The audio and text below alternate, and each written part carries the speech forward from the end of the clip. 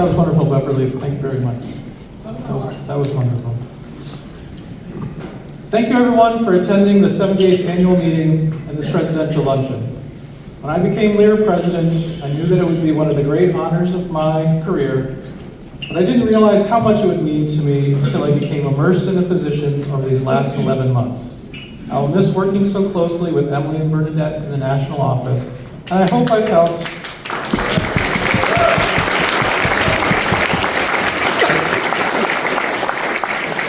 It's odd that they're not together. I've never seen it. And I hope I've helped the organization navigate what continues to be tricky times. But let me back up. As you've heard in Beverly's wonderful introduction, I'm a professor at the University of Minnesota. I teach labor relations, and I've written a comprehensive labor relations textbook. But I got into this sort of accidentally.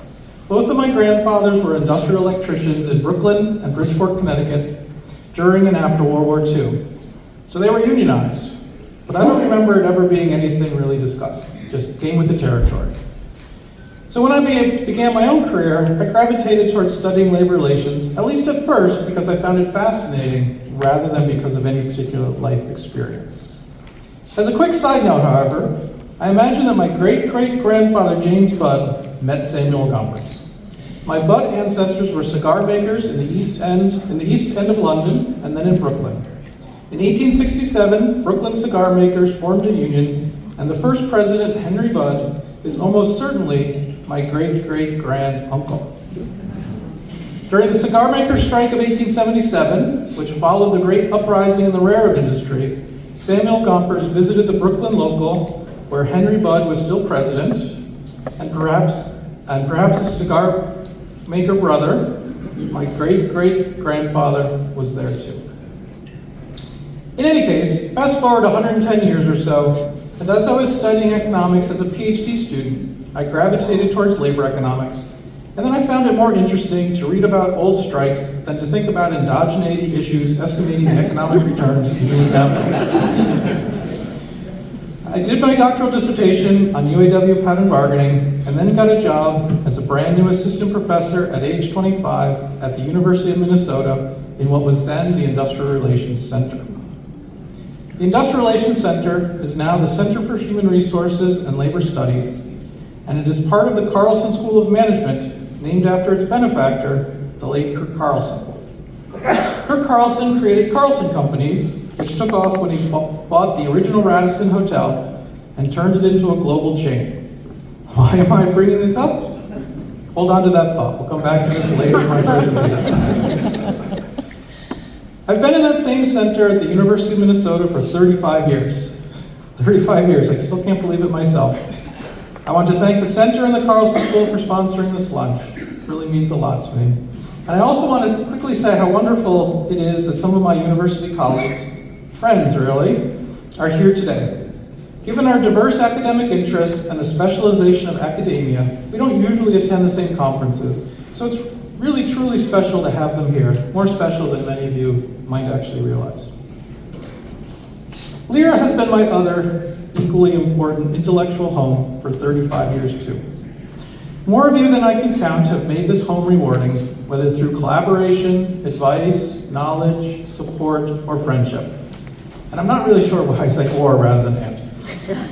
I won't mention any of you present today by name because there are too many of you and I don't want to forget anyone. But I want to very quickly make 3 thank yous to people who aren't here today. First, I want to remember Craig Olson, a longtime professor at Wisconsin and then Illinois. During my last year of graduate school at Princeton, Craig was a visiting scholar and he introduced me to industrial relations as a field. Sort of like walking through the wardrobe into the magical land of Narnia. And he remained supportive of my career throughout his life. Second, I want to acknowledge Don Cullen, a longtime professor at Cornell. He was the editor of the ILR Review when I was first starting out, and I think he always tried to make the process of getting journal articles reviewed, and hopefully published, constructive for a new young scholar. A scholar that I don't believe he ever met in person. I've seen other junior scholars leave academia because of dysfunction and nastiness in the publishing process, and I'm grateful for Professor Cullen's care many years ago, and I hope today's journal editors are following in his supportive footsteps for our junior colleagues. Last, I want to acknowledge Fran Benson, longtime editor at Cornell University Press, who saw the book potential of some of my ideas long before I did, and really pushed me to be ambitious in my thinking. For many years, she was a fixture here at LERA, and I miss seeing her and talking with her at our annual meeting. I want to thank them and many of you for helping me get here. I will never forget this. Okay, on to my presidential address. The title of my remarks is The End of Pluralism. For those of you who are familiar with pluralism and my views on it, you might find this surprising. For those of you who aren't familiar with this term, I'll try to explain as I go along. But one last starting note. I want to first start by saying that no AI was knowingly used. I believe thinking, creativity, and communicating are important parts of my humanity, and I prefer not to outsource them. I also consume a lot less water.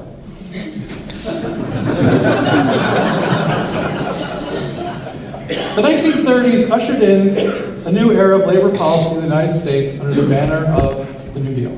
Many pieces are likely familiar to you, such as Social Security, the Fair Labor Standards Act, and for private sector labor relations, the National Labor Relations Act was passed in 1935. But of course, new federal legislation and policies didn't emerge from a vacuum. The passage of the NLRA was the culmination of various twists and turns, including a number of important strikes in 1934.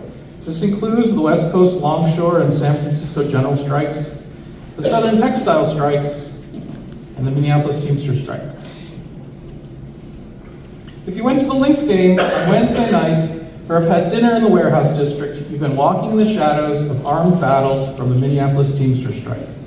I found this really cool map where someone overlaid existing Minneapolis landmarks onto the 1935 neighborhoods. We're here in the Central Business District, which a University of Minnesota sociology professor labeled as including shady hotels in 1935. As best as I can determine, during the intense Teamster strike in 1934, the Battle of Deputies Run in May occurred just next to where the Target Center is now located, just a couple blocks from here. 2 months later, Bloody Friday occurred a few blocks north in what's still known as the Warehouse District. The Citizens Alliance, which is what the employers called their anti-union open shop organization, reportedly planned this attack in the original Radisson Hotel that stood where we are today. I think it's fair to say that these events helped usher in the National Labor Relations Act a year later, which provides the foundation for private sector U.S. labor relations and the model later on for public sector labor relations too. I think it's important to appreciate that this system is not just a set of laws and practices. It's also the embodiment of essential foundational ideas that are different from, for example, the belief in unregulated competition that characterized policymaking before the New Deal. In industrial relations lingo, these foundational ideas are called pluralism. Pluralism believes that labor markets favor employers who typically have deeper pockets than individual workers. Pluralism believes that labor is more than a commodity and that worker dignity and worker rights are essential. So pluralism embraces the need for labor standards like minimum wage laws or laws regulating AI and work, and the need for institutions like labor unions to give workers collective voice. Right. Yep. But in some respects, pluralism is conservative. It mostly draws a circle around the work sphere and doesn't pay deep attention to interconnected social inequalities. It doesn't reject capitalism, and instead, in the words of John R. Commons, seeks to save capitalism by making it good. So pluralism sees both employers and employees as having legitimate interests in the employment relationship. This is where the pluralism label comes from. The employment relationship includes multiple stakeholders whose interests are legitimate, even when they conflict with the goals of others, akin to a pluralist political system. I love this illustration's representation of pluralism. The employment relationship is portrayed as a bargaining relationship captured by the pendulum. But this isn't a radical portrayal of a value system that prioritizes capital or labor. Negative outcomes are portrayed when either is too strong. And the best outcomes result when the pendulum is close to the middle and both sides benefit. Balancing the power and interests of employers and employees is central in pluralist thought. That is, the system should try to strike a balance. Because both sides have legitimacy. So labor law, for example, tries to balance property rights and labor rights, even if both sides are often unhappy with where the lines are drawn. More generally, some might even say we're trying to balance efficiency, equity, and voice. Or maybe just one person says that. So now we're going to skip over my entire career and jump to the end of pluralism. I see two dimensions to this: destruction of pluralist institutions and confronting deeply embedded inequalities. Let's start with the first one. Of course, there's always been resistance to recognizing unions and bargaining with them. I asked you to remember Kurt Carlson. The original Radisson Hotel that he purchased was right where we are today. And though torn down and rebuilt in 1982, this property was a Radisson Hotel until just 5 years ago. Until 2013, it was owned by Kurt Carlson's company, not franchised. In 1989, Local 17 of the Hotel Employees Union, the union still representing workers here today, filed charges accusing this Radisson of surface bargaining. An administrative law judge ruled against Radisson. The NLRB ruled against Radisson. Rather than bargaining with Local 17, Radisson challenged the previous rulings, but lost in federal appeals court. That's still not the end. After more refusals to comply, the NLRB General Counsel filed a petition for contempt penalties against Radisson, more than 5 years after the initial charges were filed by Local 17. There were a number of union rallies, including a sit-down demonstration in the driveway of Kurt Carlson's home. I appeared in a 1994 video supporting the workers, and given that I'm giving this presidential address in the very same hotel, I can't resist showing 20 seconds of it. So this is where I'm going to come in. This is one of the demonstrators arrested at Kurt Carlson's driveway.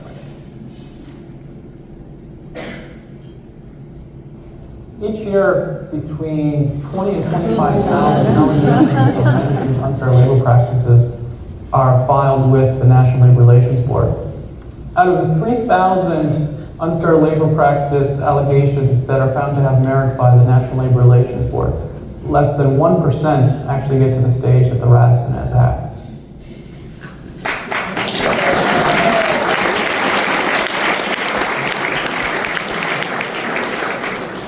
One of my colleagues reminded me I promised to bring that sweater, but with so much going on, I forgot. But I don't know who that young guy is there. But anyway, he's articulate, I guess. I heard later on that Kurt Carlson wasn't very pleased that a professor, and actually I was just an assistant professor at the time, untenured, unlike the caption in the video, in the business school with his name on it, was appearing in such a video. So clearly there's a long history of employer resistance, not that that's news to anyone in the room, to the pluralist bargaining system. But I think today is different. Extreme law breaking used to be refusing to bargain, like Kurt Carlson, or prompting a strike to hire permanent replacements. Now employers are challenging the constitutionality and legitimacy of the NLRB, just like it was 1935. President Reagan fired 11,000 air traffic controllers who were illegally striking. The Trump administration has tried to strip bargaining rights from 1 million federal workers. The hollowing out of FMCS is another attack on pluralist values and a dismantling of a core pluralist institution. So let me turn to the second dimension of my end of pluralism claim, confronting deeply embedded inequalities. Again, pluralism isn't radical, even if it's attacked as such by some. A pluralist approach to industrial relations largely tries to fix bargaining power imbalances by giving workers the opportunity to choose collective voice in their workplaces. Inequality is seen as labor market inequality, so a better wage and just cause protections through collective bargaining will solve workers' problems.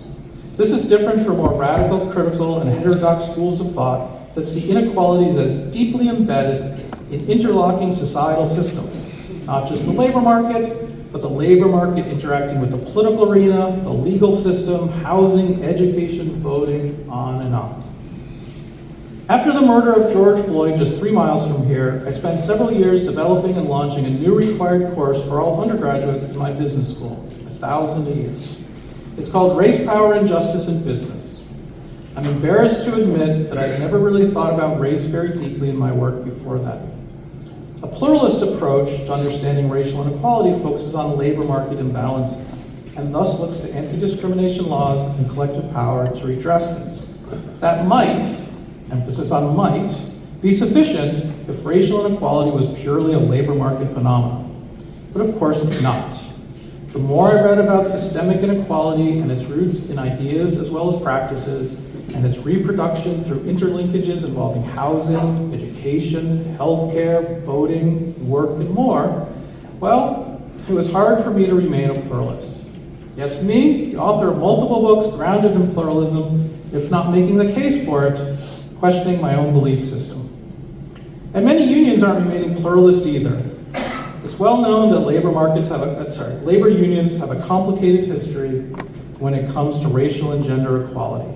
But I think it's safe to say that the US labor movement has made great strides becoming more inclusive and becoming stronger champions of social justice, including beyond the boundaries of the workplace. For example, the labor movement was active in Black Lives Matter protests after the murder of George Floyd. Bargaining for the Common Good initiative is a movement away from pluralism as it seeks to integrate collective bargaining with community alliances to push for structural changes beyond the workplace, such as affordable housing, community-owned banks, and criminal justice reform. Whole worker organizing is another trend away from pluralism's workplace focus. And now we get to the winter of 2026 here in Minnesota. As highlighted at yesterday morning's labor breakfast, the labor movement was a key participant in the anti-ICE actions. The Minneapolis Regional Labor Federation and many local unions endorsed and provided extensive support for the January 23rd Day of Truth and Freedom protest.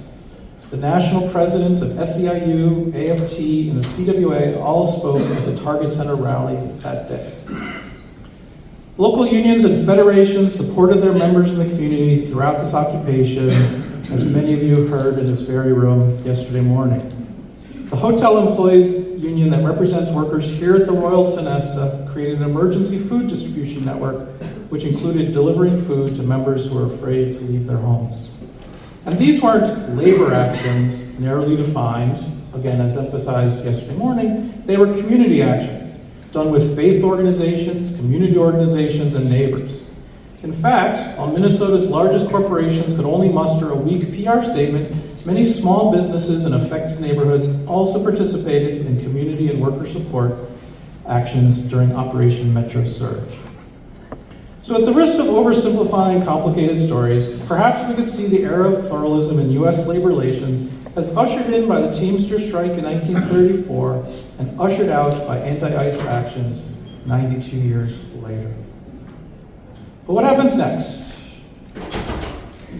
Predictions are hard. The only previous LERA president from the University of Minnesota, Dale Yoder, in 1959 predicted that, quote, by 1990, the 35-hour work week shall be well established and many employees may enjoy a 4-day, 32-hour week. Even if we give Professor Yoder an additional 36 years for this to emerge, his predictions have obviously not come true. But I think Professor Yoder got the most important prediction correct. Hopefully you can see the quote on the slide. What actually happens in wages, hours, productivity, union membership, and public regulation will largely depend on what happens to our ideas about employment and working relationships. Changes in our ideas and ideals are the real determinants of our future in industrial relations. Unfortunately, the two trends I've identified push ideas and ideals in opposite directions. The destruction of pluralist institutions is animated by the ideals of unfettered capitalism and individualism, or things even less principled than that. In sharp contrast, the confronting of deeply embedded inequalities pushes in a sharply contrasting direction towards ideals associated with social democracy. I'm not sure where things will go, but given these clashing forces, it's likely to be tumultuous. And it might bring on difficult times for LERA if it's harder to bring different stakeholder groups together. But I'm grateful for everyone working hard to push things in directions that are consistent with the fundamental values of our field and to develop new ideas and new understandings. My granddaughter and a few billion other young people are counting on it.